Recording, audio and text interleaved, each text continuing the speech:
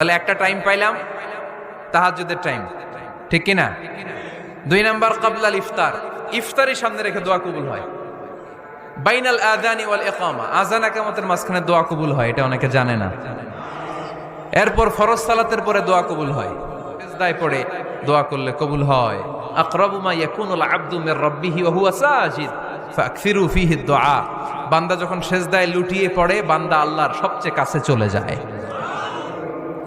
এরপরে বৃষ্টির নিচে দাঁড়িয়ে দোয়া করলে দোয়া কবুল করে কে?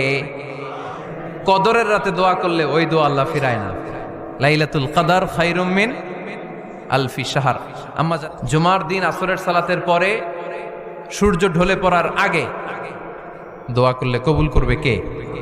সফর করলেই দোয়া, মাজলুমের দোয়া আল্লাহ ফিরায় না, কেউ জুলুম করলেই দোয়া, আম্মা আব্বার দোয়া নিলে এই দোয়া আল্লাহ ফিরায় না।